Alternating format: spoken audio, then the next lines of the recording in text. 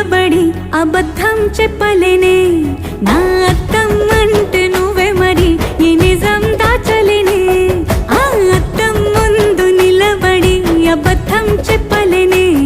నా అద్దం అంటే నువ్వే మరి ఈ నిజం దాచలేనే